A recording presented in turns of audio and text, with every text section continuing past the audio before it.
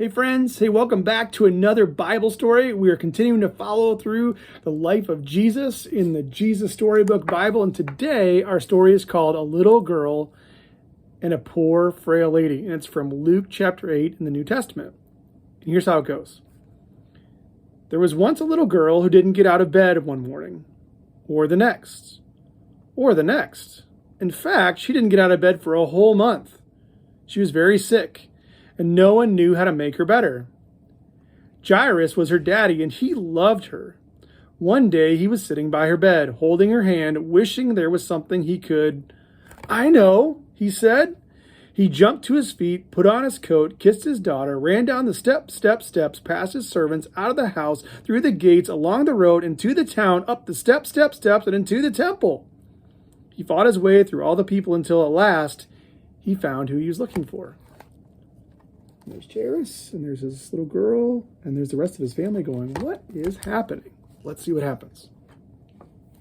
"Jesus," he said, falling at his feet. "My daughter," he pleaded, "please." But he didn't need to beg, because before he'd even finished speaking, Jesus reached out his hand and helped him up. "I'll come at once," Jesus said. Jairus' eyes filled with tears. Jesus was coming. It would be all right. In those days, of course, they didn't have ambulances, so they had to go by foot. Jesus' helpers knew that he would heal the sick girl, but they must hurry. If Jesus didn't get there soon, it would be too late. Here he is running up the stairs of the temple to talk to Jesus. What's going to happen next? But everyone was in the way, hustling and bustling, jostling and pressing, pushing and shoving, squishing and squashing. The disciples ran ahead, forcing back the crowd. Suddenly, Jesus stopped. His friends looked back. What was he doing?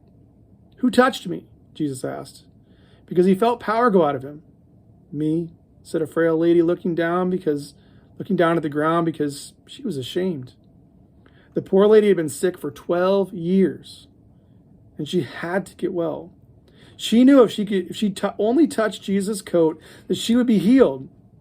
So she touched his coat, and instantly she was well. "We don't have time," Jesus' friends said. But Jesus always had time. He reached out his hands and gently lifted her head. He looked into her eyes and smiled. "You believed," he said, wiping away a tear from her eye. "And now you are well." Just then, Jairus' servant rushed up to Jairus. "It's too late," he said breathlessly. "Your daughter is dead." Jesus turned to Jairus. "It's not too late," Jesus said. "Trust me." At Jairus' house, everyone was crying, but Jesus said, "I'm going to wake her up." Everyone laughed at him because they knew that she was dead. There's Jesus and the frail lady.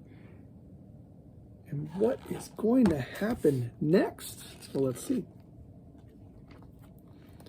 Jesus walked into the little girl's bedroom, and there, lying in the corner, in the shadows, was the still little figure. Jesus sat on the bed and took her pale hand. "Honey," he said, "it's time to get up." And he reached down into death and gently brought the little girl back to life. The little girl woke up, rubbed her eyes as if she'd had a good night's sleep, and leapt out of bed.